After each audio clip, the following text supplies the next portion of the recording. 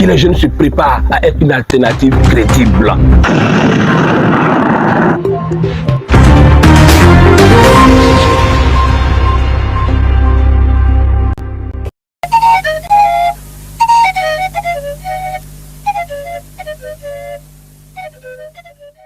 Je vous remercie.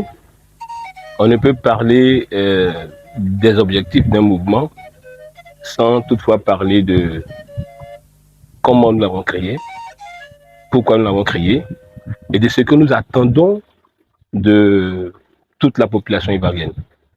Premièrement, il est prépondérant de savoir que depuis 2000, je peux dire 99 jusqu'à aujourd'hui, la Côte d'Ivoire a perdu beaucoup dans les crises.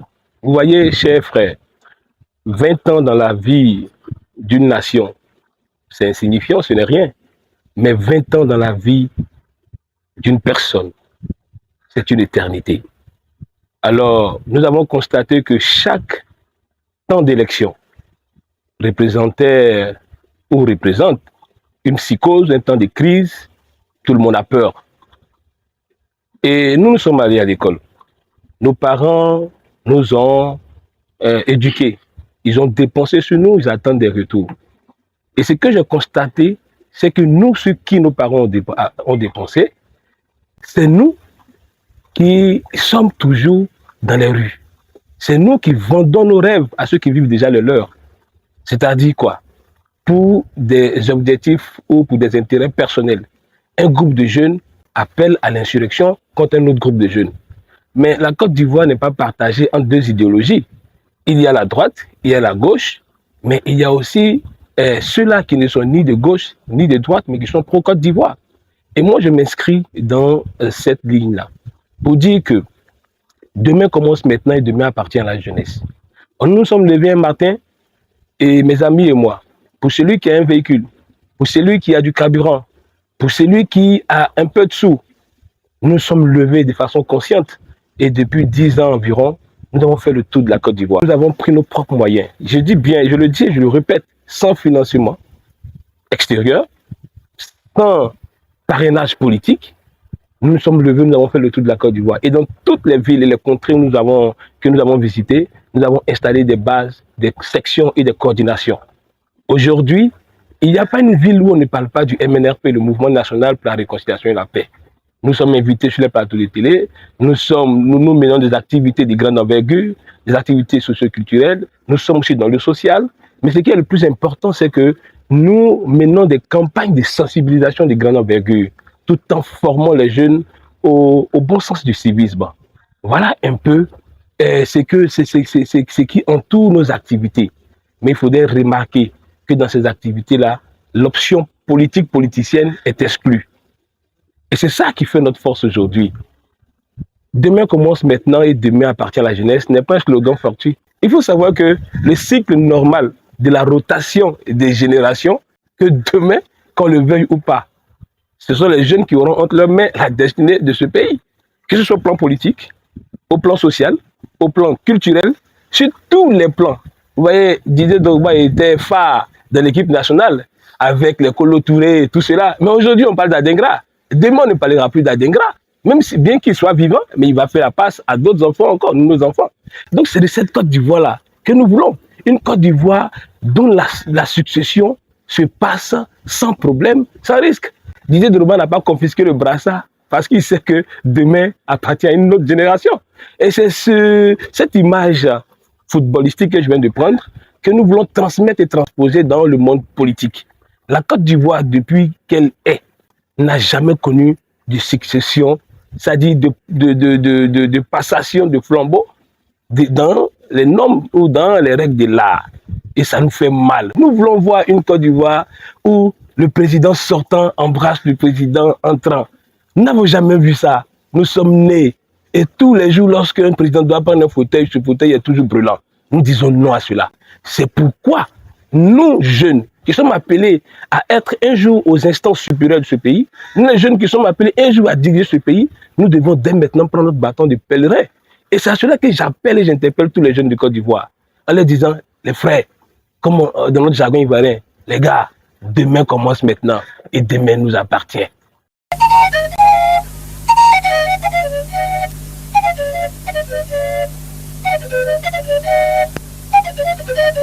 Ce qu'il faut comprendre, tout projet a des objectifs à court terme, à moyen terme et à long terme.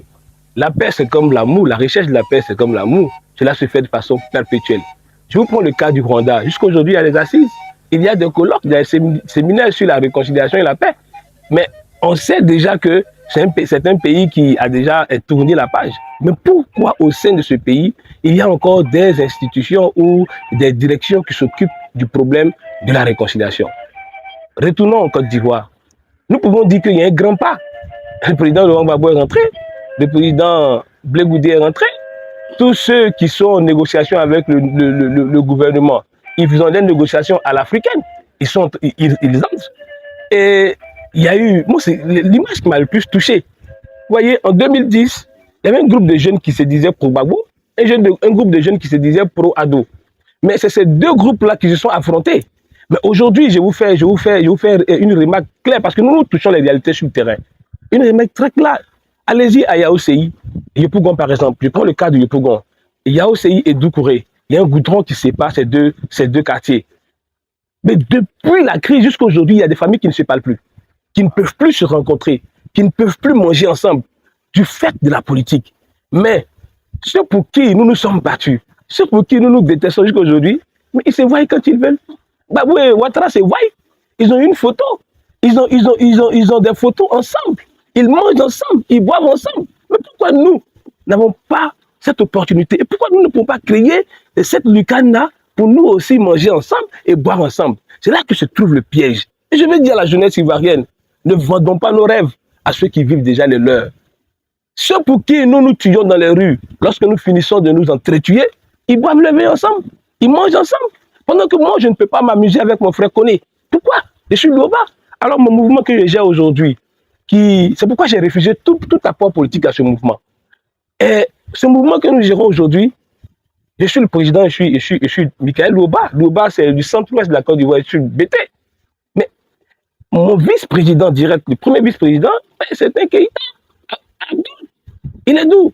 Le secrétaire général, c'est un Kofi Raoul, docteur Kofi Raoul que vous connaissez bien. Il est du centre. Mais c'est pour dire, c'est ce système éclectique-là que nous avons mis en place. Et pour vous dire, aujourd'hui, les politiques ont, excusez-moi de l'expression, ont emprisonné la réconciliation. Et la réconciliation est circonstancialisée, si vous me permettez cette expression. Lorsqu'ils sont en bonne santé, lorsqu'ils ont envie de rire, donc le peuple aussi doit rire. Lorsqu'ils aussi ils n'ont plus envie de rire, le peuple doit pleurer. Non! Les alliances se font et les alliances se défont en fonction des intérêts peut-être personnels ou des personnes sociales. Mais il me fait le plus mal. Lorsque le président Laurent Gbagbo a lancé son parti, le PPACI, j'ai eu mal, j'ai compris que mais les gens jouent avec nous.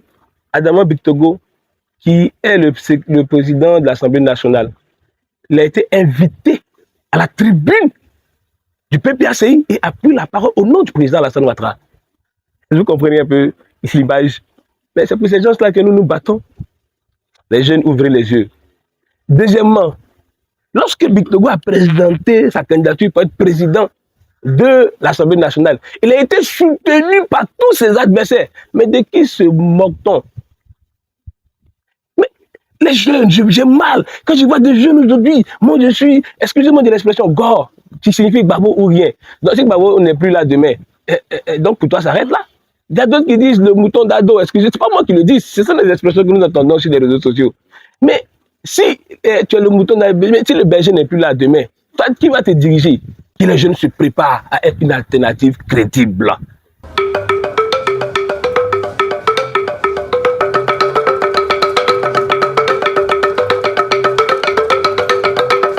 Mon mouvement est basé sur le respect des institutions de la République. Vous le savez. Et partout où je passe, je prends le respect des lois. Le respect de tout ce qui est constitutionnel. Sur ce sujet très pertinent, parce qu'il concerne la candidature du président Laurent Gbagbo, du président Blé Goudé. Mais quand vous tournez, c'est vrai, il y a l'aspect juridique qui est positionné, c'est clair. C'est juridiquement, c'est-à-dire institutionnellement parlant, mais constitutionnellement parlant, selon mes convictions constitutionnelles, il n'y a pas de débat. La loi les écarte. Mais en dehors de cela, Laurent Gbagbo était condamné lorsqu'il rentrait au pays. Il était condamné. Mais quand il est rentré, la justice ne l'a pas poursuivi. Ils n'ont pas mis derrière le barreau, ils n'ont pas attaché. Ce qui veut dire que derrière un règlement juridique se trouvent des arrangements politiques. De la même manière, ils se sont arrangés. Moi, je le parle, je le dis clairement. De la même manière, ils se sont arrangés pour nous diviser. Et nous nous arrangeons aujourd'hui, nous faisons l'effort pour pouvoir souder le tissu social déjà fondu. De cette même manière-là, qu'ils s'arrangent de façon politique aussi pour pouvoir trouver une solution. Mais c'est-à-dire, moi, en tant que maintenant citoyen lambda, en tant que partisan du père, si cela doit enrhumer la population, nous lançons un clin d'œil au président Alassane Ouattara de véritablement appeler son frère Gbagbo, ou nous appelons le frère Gbagbo, le président Laurent Gbagbo, d'aller vers son frère Alassane Ouattara, et puis ils vont s'enfermer dans une chambre, ils vont parler, ils vont se mettre d'accord. Quand ils vont finir, ils ouvrent la porte, ils viennent et puis nous donnent maintenant le résultat. Moi, je pense que s'ils le font, ils ont déjà vu une fois, ils ont déjà vu deux fois, ils ont déjà vu plusieurs fois. Ils mangent ensemble. Mais quelqu'un avec qui je partage un verre, mais je peux lui dire tout, il peut me dire tout. Et puis je pense qu'avec ça, ça peut apaiser les tensions. Donc à ce niveau-là, je pense que les hommes politiques trouvent des consensus politiques. Mais si, je rebondis, si ça ne marche pas, je le répète, notre souhait c'est que tout le monde soit inscrit pour que tout le monde soit inscrit pour que après ces élections, il n'y ait pas de rancœur, de rancune. C'est ce que l'ambassadeur du peuple dit. Mais tout en passant par la voie juridique, car la voie juridique ouvre une lucarne, ce qu'on appelle la voie amnistique, la loi de l'amnistie, pour pouvoir véritablement trouver une solution à ce problème. Mais si cela, toutefois, si cela échouait, moi je vais demander aux jeunes de Côte d'Ivoire de ne pas chercher à se déverser dans les rues pour qui que ce soit. Au PPACI, il y a également beaucoup de cerveaux. Au SCOGEP, et j'ai déjà compris la démarche du président Charles Blé Goudé, il sait qu'il est dans cette démarche-là. Quand il dit, parce que nous sommes tous allés à l'école, quand il dit un mot, il dit 2025 ne suffira pas sans nous, il ne dit pas sans moi. Donc déjà, il n'a pas personnalisé ou personnifié son combat, il a idéologiquement positionné ses pensées. Et ça me plaît déjà. Et tout parti politique a un plan B, a un plan A. Alors, le PPACI de leur côté également, après ces négociations que nous avons prônées, nous avons proposées, si ça ne marche pas, qu'il y ait aussi le plan B. Qu'on dise 2025 ne se passe pas sans eux et non pas sans Laurent Gbagbo. Est-ce que je pense qu'on se comprend. Voilà.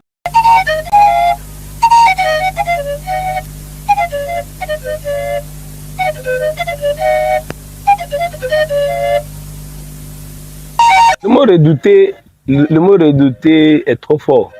J'ai confiance en la jeunesse ivoirienne.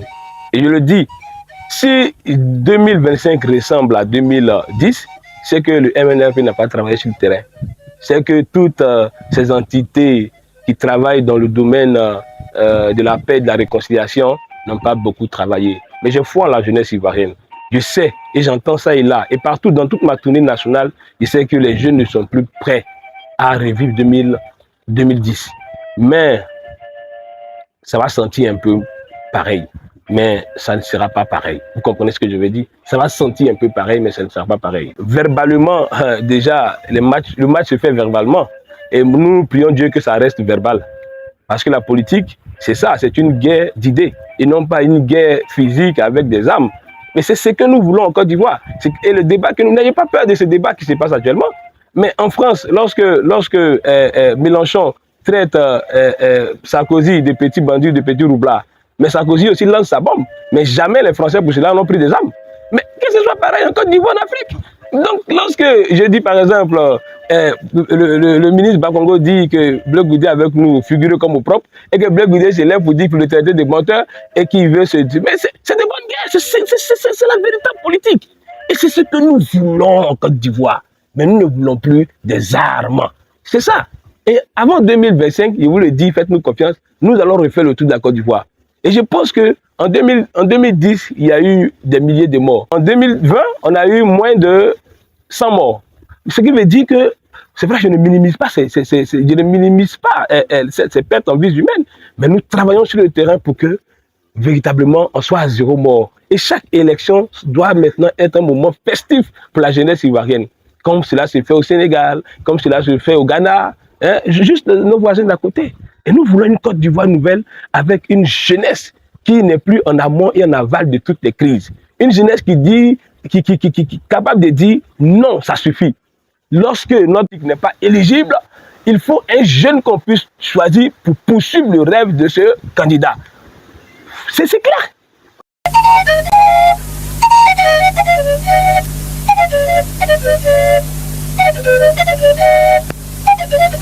D'abord, je me concentre sur mon travail.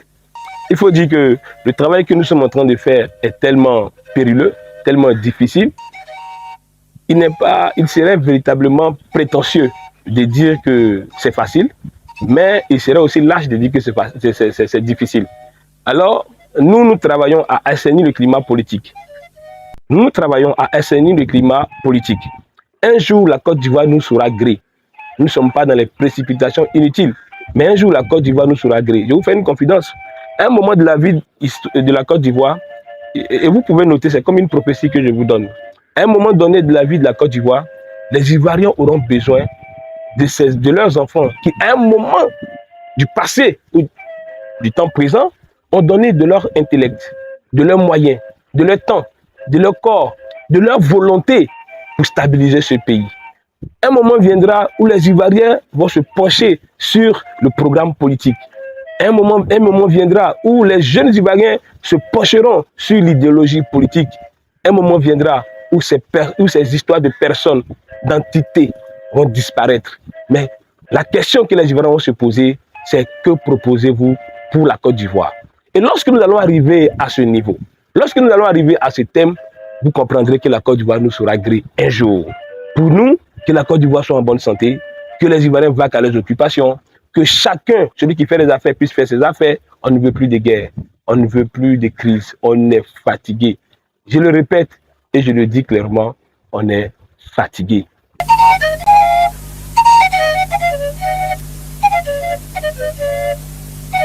Je vais répondre à cette question, pas en tant que président du mouvement. Là, je ne voudrais pas qu'on catégorise les choses. Je ne voudrais pas qu'on priorise l'image du leader, mais en tant que simple citoyen de la vie ivoirienne, en tant que simple citoyen qui va au marché, qui a des enfants à scolariser, qui a sa maison, qui a ses besoins à nourrir. Mais qui parmi vous, mais vous-même, monsieur le journaliste qui me posez cette question, quand le prix du sucre augmente, vous êtes content? C'est des questions même qu'on ne doit même pas poser. Je ne suis pas, comme je le dis, un béni oui-oui. Mais ma facture d'électricité, avec les mêmes appareils, avec tout ce que j'avais, je n'ai pas changé. Peut-être même que j'ai diminué. Mais dans 3 mois, je vois que ça augmente encore. Qui est content de quelque chose qui est cher? Il y a parlé français des Ivoiriens maintenant, c'est clair. Qui aime quand c'est cher? Personne. Personne n'aime ce qui est cher. Personne n'aime ce qui est difficile. Qui aime la vie difficile? Ça, c'est le citoyen qui parle, ce n'est pas le leader. Et je vais préciser encore, je réponds à cette question en tant que citoyen lambda et non pas en tant que leader d'un mouvement de paix. La paix, maintenant, dans le ventre. Notre président Houphouët-Boigny disait, un homme qui a faim n'est pas un homme libre. C'est-à-dire un homme qui a faim n'est pas un homme en paix. Donc, accepter que les choses augmentent, c'est tout à fait normal. Ça, c'est le sentiment du citoyen. Maintenant, au gouvernement, quand on est candidat ou quand on gère un pays, mais c'est tout à fait normal que tout le monde les accuse. Moi, je voulais dire aussi, c'est de bonne guerre que la population se lève pour dire que les choses sont chères. Hier, j'ai payé cette bouteille d'eau à 300 francs. Aujourd'hui, je viens m'asseoir là. J'ai prévu mes 300 francs dans ma poche. Je m'assois, on dit c'est 500 francs. Mon frère, c'est pas la honte qui est là. C'est pour éviter cette honte-là. C'est clair. Et c'est une guerre psychologique. Je reviens encore là-dessus. Et moi, je n'ai rien à conseiller au gouvernement, je n'ai rien à leur dire de comment travailler. Mais je peux plaider en tant que citoyen, président, gouvernement de Côte d'Ivoire. Ce que je peux dire, que votre politique sociale soit encore plus aiguisée. Que votre politique sociale soit encore plus aiguisée. Pour que demain, la population puisse véritablement sentir le travail que, le beau travail que vous abattez. C'est vrai, on voit des routes, on voit des ponts et tout. Mais quand on passe sur ces routes-là, sur ces ponts qu'on a le vertige, on va se pendre, ou on va tomber. Mais nous c'est une doléance que nous faisons au gouvernement, donc de véritablement faire des concessions pour que la population ou le développement se sente aussi dans le panier de la ménagère. Mais en tant que citoyen ou membre de la société civile, je ne suis pas là pour fustiger. Maintenant, s'il y a des propositions à faire, ça c'est dans une autre lucane. Parce que nous sommes aussi, comme je vais dire, l'alternative de ce pays. Nous voulons que le président ou le gouvernement actuel accentue sa politique sociale. Voilà, c'est possible, comme le président disait, un Ivoirien, un toit. Mais c'est une politique qui est possible. C'est une politique qui est possible. Et quand on parle aussi des denrées alimentaires, c'est aussi possible. Si au niveau de l'agriculture, le ministère libère les fonds qu'il faut pour qu'une production nationale, c'est-à-dire interne, élevée, le taux d'importation de riz va baisser. Et quand ça baisse, que nous consommons local, il n'y a plus de taxes douanières, il n'y a plus, comment dirais-je, le coût de transport, tout ce qui est un additif sur le coût de nos denrées de première nécessité va sauter. Et le riz deviendra cher. En tant que bon bêté, j'aime manger le riz. Et c'est notre, comme je vais dire, repas de base. Voilà pourquoi j'ai pris l'exemple sur le riz. Donc le ministre de l'Agriculture peut travailler sur ce plan. Les étudiants de l'INFPA, de l'Institut national de formation agricole, qui étaient en grève, qui ont une formation mais qui ne sont pas utilisés, qui ne sont pas mis, comment dirais-je, en fonction. Mais on peut utiliser ces jeunes-là, on peut utiliser ces diplômés, ces jeunes formés pour travailler dans le domaine de l'agriculture. C'est-à-dire l'agriculture et l'élevage. Ils ont été formés, ils sont sur le carreau, ils grèvent pour avoir un poste à la fonction publique.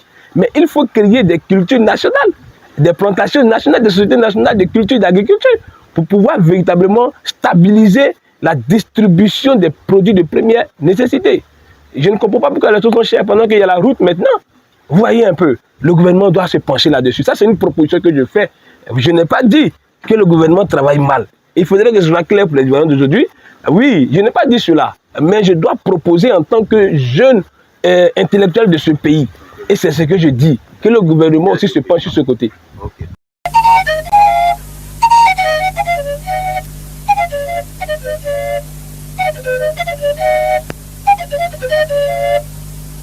Ce qu'il faut retenir de ce mouvement, c'est un mouvement purement indépendant, un mouvement purement autonome, de jeunes qui, à un moment donné de la vie ivoirienne, ont pris leur destin entre leurs mains et ont essayé de porter leur pierre, d'apporter leur pierre à l'édifice du développement ivoirien. Nous voulons participer à cette édification-là. Et ce que les gens doivent aussi savoir, et je le dis purement à la jeunesse,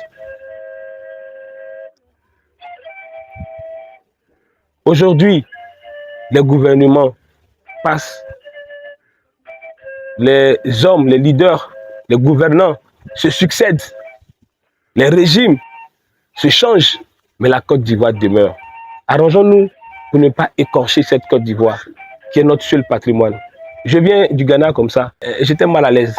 Bien qu'étant dans toutes les conditions, dans un hôtel vraiment pris en charge par mes partenaires, tout, mais j'étais mal à l'aise. Parce que je ne me sentais pas chez moi en Côte d'Ivoire. J'étais à Tombouctou, j'ai fait Kidal, j'ai fait Gao, j'ai fait toujours dans le centre de la paix, j'ai fait Bamako, où j'ai même organisé le forum ivoiro-malien pour la réconciliation, le vivre ensemble et la paix. Lorsque les 49 soldats étaient au Mali, vous voyez, pour une jeunesse qui veut travailler consciencieusement, elle ne lance pas toujours des pics. Nous proposons. Je suis allé proposer au Mali et je suis revenu. En Côte d'Ivoire également, j'ai organisé ce grand forum-là, au plateau, et toute la presse était présente. Et tout le monde était là. Et en ce moment précis-là, nous avons invité tous les leaders de jeunesse malienne, les leaders de jeunesse ivoirienne, et nous avons lancé un mot qui est de dire faisons confiance à la diplomatie africaine. Et on a fait confiance à la diplomatie africaine. Lorsque les jeunes Maliens appelaient à boycotter les activités des Ivoiriens, lorsque les Ivoiriens aussi appelaient à boycotter les activités des Maliens. Mais vous oubliez que demain, ceux pour qui nous lançons ces mots d'ordre-là, ils ne seront plus là. Et les relations que ces personnes vont lancer auront des répercussions sur les relations futures que la Côte d'Ivoire et le Mali auront. Mais dans le futur, là, qui va diriger la Côte d'Ivoire, nous voulons hériter d'une relation pourrie. Je dis non à cela. C'est ce genre d'action que nous menons. Et à la sortie de cette activité, mais vous avez vu que les Maliens ont embrassé les Ivoiriens ont embrassé les Maliens. Et de façon bien, nous avons passé dans toutes les communautés et lancé cet appel. Donc ce mouvement est un mouvement du présent et un mouvement d'avenir. Et nous demandons à toute la jeunesse ivoirienne et à toute la population ivoirienne d'y adhérer. Parce que nous prenons des valeurs de paix, de réconciliation, surtout au respect des institutions de la République, mais également à l'éveil de conscience de la jeunesse. Si un jeune a une vision, il va se donner les moyens pour atteindre ses objectifs et non pas les moyens pour pouvoir vivre dans l'objectif de quelqu'un d'autre. Pour terminer, je voudrais aussi lancer un message à la classe politique. Je vais parler à nos dévanciers. Avant eux, il y avait une Côte d'Ivoire qui avait été laissée par Feu Félix Houphouët-Boigny en bonne santé. Cette Côte d'Ivoire a été léguée.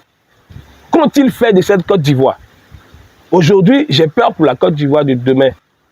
Mais j'ai confiance aussi parce qu'il y a une jeunesse qui en éveille. Ce message que je lance aux politiques, c'est de s'entendre, de penser à nous, de penser à quelle Côte d'Ivoire ils vont nous laisser avant de partir. J'ai mal quand je vois que le président Bédié est parti sans s'entendre avec son petit frère. Ils étaient en discorde, il est parti. Qui sait le tout de qui? On ne sait-on jamais. Je ne voudrais pas que nos hommes politiques quittent la Côte d'Ivoire, quittent ce monde avec des guéguerres, des haines. Je suis heureux quand je vais au Nigeria, je vois l'ex-président avec l'actuel président, non, les trois même, sur une même table. Je les vois en vie. Quand tu vas au Ghana, je vois tout ça. L'Ivoirien est mieux aimé que chez soi. Je sais de quoi je parle parce que j'ai fait la sous-région entière. L'Ivoirien n'est mieux aimé ailleurs que chez soi, que chez lui. Que nos pères politiques pensent à nous dans les prises de décision. Houphouët ne leur a pas laissé une Côte d'Ivoire estropiée. Donc il ne nous laisse pas une Côte d'Ivoire sans membres. C'est sur cela que je voudrais chuter. Merci.